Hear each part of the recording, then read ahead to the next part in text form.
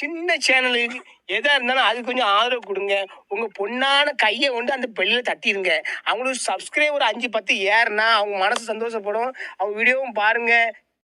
இதே காஞ்சிபுரத்திலிருந்து 22/11/1925 காங்கிரஸை விட்டு வெளியேறினார்.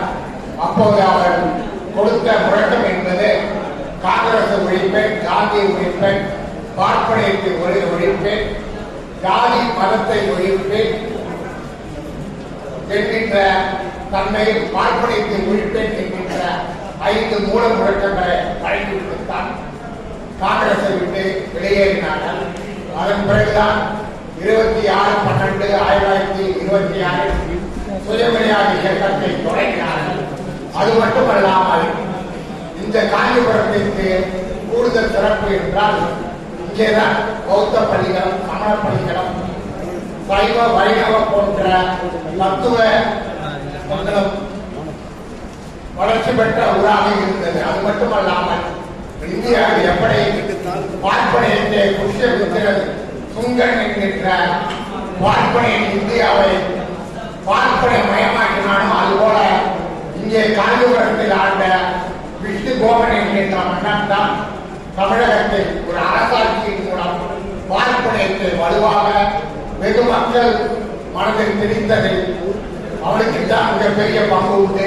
அதன் பிறகுதான் நாம் இன்று மீள முடியாத அளவுக்கு இன்று பார்ப்பனியம் நம்மை ஆட்டி படைக்கின்ற ஒரு அரசை அங்கே அவன் தான் ஏற்படுத்தினான்.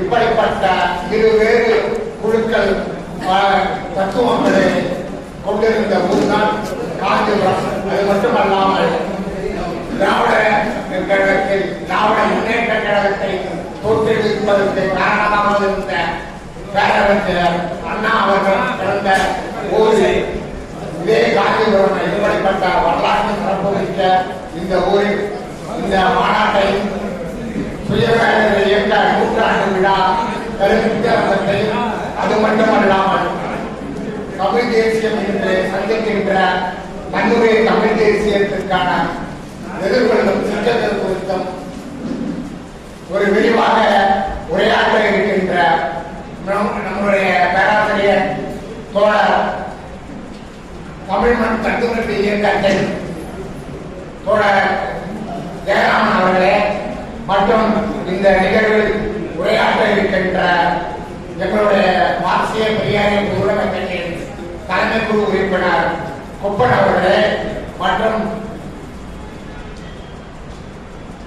மார்க்சிய பெரியாரிய பொதுவுடைமை கட்சியின் தலைமை குழு உறுப்பினர் சுவாமிநாதன் அவர்களே மற்றும் இங்கே கூடியிருக்கின்றவர்கள் அனைவரையும் வருகிறவர்களை நான் வரவேற்று ஒரு சில செய்திகளை மட்டும் இங்கே உங்களுடன் பகிர்ந்து கொள்ள விரும்புகின்றேன். இந்திய சமூக அமைப்பு என்பது 2 பெரும் தத்துவங்களாக பிளவுபட்டு கொண்டிருக்கிறது. அந்த 2 தத்துவங்களில் ஒன்று பார்ப்பனியமாகும், இன்னொன்று சமதர்மத்தை விரும்புகின்ற தத்துவமாக விளங்கிக் கொண்டிருக்கின்றது. இந்த தத்துவங்களில் இன்று வரை பார்ப்பனியமே இந்த இந்திய மண்ணிலும் தமிழகத்திலும் கோலோச்சு கொண்டிருக்கின்றன. இவைகளில் இருந்து நம்மை காக்கின்ற தத்துவம் தான் தந்தை பெரியார் அவர்களாலும் மேலே அம்பேத்கர் அவர்களாலும் கார்ல் மார்க்ஸ் அவர்களாலும் முன்மொழியப்பட்ட தத்துவம். ஏனென்றால் வெகு மக்களை ஒரு சுரண்டுகின்ற ஒரு ஜாதி அமைப்பாக இருக்கட்டும், சமதர்ம அமைப்புக்கு விரோதமான அமைப்பாக இருக்கட்டும், இவையெல்லாம் ஒன்றியத்தில் ஆளுகின்ற அரசுகள் தொடர்ந்து அந்த வழியில் தான் சென்று கொண்டிருக்கின்றன.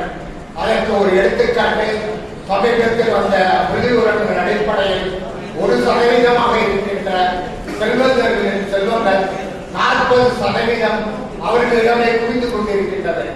அந்த 1% யார் என்று பார்த்தால் அவர்கள் முழுக்க பார்ப்பன பணியா மேற்காரர்களாக இருக்கின்றார்கள். அதே வேளையில் 50% இருக்கின்ற மக்களிடம் சொத்து பிரிவினை என்பது 3% இருக்கின்றது. இவர்கள் யார் என்று எண்ணி பார்த்தோம். இவர்கள் வெகு மக்களாக இருக்கின்ற தாழ்த்தப்பட்ட பிற்படுத்தப்பட்ட மக்களாக இருக்கின்றார்கள். இதைத்தான் தந்தை பெரியார் அவர்களும் நம்மளுடைய தோழர் ஆணைமுத்து அவர்களும் இங்கே இதை மார்க்சிய பெரியாரியம் என்கின்ற தன்மையில் வரையறுத்துள்ளார்கள். எந்த ஒரு சிக்கலை நாம் பார்க்க வேண்டுமானால் அந்த சிக்கல் உருவாகி இருக்கின்ற வரலாற்று பூர்வமான சூழல்களை நாம் கருத்தில் கொள்ள வேண்டும் என்கின்ற மார்க்சிய இயற்பியல் அடிப்படையில் நாம் பார்க்கும்போது இந்திய சமூகம் என்பது ஒரு ஜாதிய வர்ணாசிரம சமூகமாக விளங்கிக் கொண்டிருக்கிறது. இந்த வர்ணாசிரம சமூகத்தை உடைப்பதன் மூலமாகவே நாம் இங்கு ஒரு சமதர்மத்தையும் சமநிலையை ஏற்படுத்த அதற்கு மிகப்பெரிய சிக்கலாக இருப்பது முதலில் ஜாதிய வர்ணாசிரம கோட்பாட்டிற்கு நாம் இன்று அடிமையாக இருக்கின்றோம். ஏறக்குறைய இந்தியாவில் 6 லட்சம் சிற்றூர்கள் இருக்கின்றன. தமிழகத்தில் 54 சிற்றூர்கள் இருக்கின்றன. இவை ஊர் சேரிகள் என்கின்ற தன்மையில் பிரித்து வைக்கப்படுகின்றன. அதற்கு எல்லாம் தொடக்கமாக இருந்தது.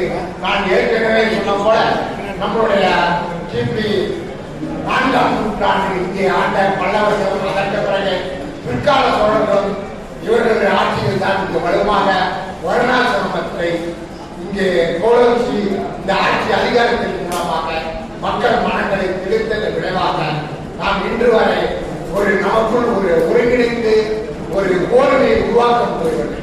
இந்த ஓர்மையை உருவாக்குவதன் விளைவாகத்தான் நம்மை இன்று ஆண்டு கொண்டிருக்கிற பார்ப்பன பணியா ஆளுநர்கள் அவர்களுடைய நோக்கம் எப்படியாவது 2000 இந்தியா ஒரு இந்து ராஷ்டிரியம் என்கின்ற தன்மையில் அமைக்க வேண்டும் என்கின்ற எண்ணத்தில் தான் 1942 அவர்கள் தீர்மானத்தை ஏற்றி 2000 இந்தியாவுக்கு ஆட்சியை பிடித்தார்கள். அது இன்று வரை ஓரளவுக்கு அவர்களுடைய திட்டத்தில் அவர்கள் வெற்றி பெற்று விட்டார்கள். ஆனால் அவர்களுடைய முழுமையான இந்து ராஷ்டிரத்தை அமைக்க முடியாத ஒரு சூழல் இருக்கின்றது.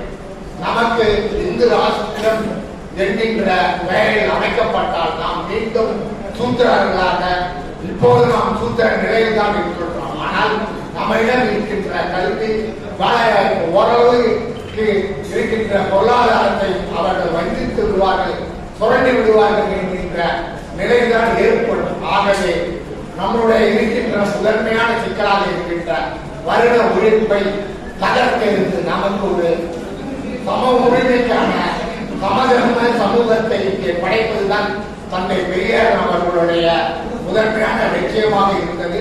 மேலே அம்பேத்கர் அவர்களுடைய லட்சியம் அதுதான். ஆகவே இங்கே இன்று நீலம், சிவப்பு, கருப்பு 3 இணைந்திருக்கின்றது. எங்களுடைய தோழர் ஆணைமுத்து அவர்கள் 1977 முதல் இது 3 தத்துவங்கள் ஒன்றிணைய வேண்டும் என விரும்பினார்கள். 77 முதல் அது இன்று இணைந்திருக்கிறது. அது வளர்ச்சிதான்.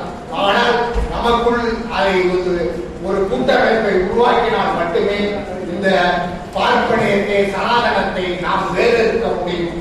அதற்கு ஏற்ற தன்மையில் தமிழக அளவில் மட்டுமல்ல இந்திய அளவில் ஒரு கூட்டமைப்பை உருவாக்க வேண்டும்.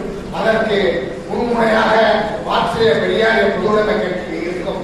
அது மட்டுமல்லாமல் வர்ண ஜாதிக்கு மிகப்பெரிய தடையாக இருப்பது பிற்படுத்தப்பட்ட மக்கள் தான். எந்த ஊரிலாக இருந்தாலும் அவர்கள் தான் மிகப்பெரிய எண்ணிக்கையான ஆட்களாக இருக்கின்றார்கள். ஆகவே பிற்படுத்தப்பட்ட மக்கள் ஒவ்வொரு ஊரிலும் இந்த ஜாதி வர்ணாசிரமத்திற்கு எதிராக தாழ்த்தப்பட்ட மக்களையும் ஒருங்கிணைத்து ஒரு உண்மையான ஒரு சமத்துவத்தை ஒவ்வொரு கிராமம் தோறும் ஏற்படுத்த வேண்டும். அதற்கு சமதர்ம சங்கங்கள் போன்றவற்றை ஏற்படுத்துவதன் மூலமாக முன்வர வேண்டும். பிற்படுத்தப்பட்ட மக்கள் இதில் முன்கை எடுப்பதன் மூலமாகத்தான் இங்கே சனாதனத்தை வேறெடுக்க முடியும். இல்லை என்றால் அதை அவர்கள் ஜாதி சங்க தலைவர்களுக்கு தான் பயன்படும். அவைத்தான் இன்றைக்கு இருக்கின்ற பிற்படுத்தப்பட்ட மக்களின் ஜாதி சங்கங்கள் செய்து கொண்டிருக்கின்றன. அது மட்டுமல்லாமல் இது தாழ்த்தப்பட்ட மக்கள் RSS கைகோர்த்து கொண்டிருக்கிறார்கள். அவன் எப்பையும் நம்மை கடப்பாறையாக தான் பயன்படுத்துவான் என்பதை நாம் நினைவில் கொள்ள வேண்டும். அவன் என்றைக்கும் அவன்தான் கையாக இருப்பான், கைப்பிடியாக இருப்பான். நாம் எல்லா காலத்திலும் மகிழ்ச்சியாகத்தான் இருப்போம் என்பதை எண்ணி பார்த்து தாழ்த்தப்பட்டவர்கள் பிற்படுத்தப்பட்ட மக்கள் ஒரு ஒருங்கிணைந்து நாம் வருணாசிரமத்தை தகர்த்தெடுத்து சமதர்மத்துக்கான பாதையை மீட்டெடுக்க வேண்டும். இல்லை என்றால் கடந்த 100 ஆண்டுகளில் நாம் பெற்ற வளர்ச்சியை அவர்கள் இளைஞரியாக நம்மை பின்னிட்டு விடுவார்கள். அதற்கு நாம் ஒருபோதும் அடிபணியக் கூடாது என்பதை இந்த கருத்தரங்கத்தின் வாயாக தெரிவித்து அதற்கு இலக்கப்பிறகு தோழர் எங்களுடைய கட்சியின் தலைமை குழு உறுப்பினர் இந்த தோழர் சுவாமிநாதன் அவர்கள் உரையாற்றுவார். மறக்காம சர்ப்ரைஸ் பண்ணுங்க. தேங்க்யூ.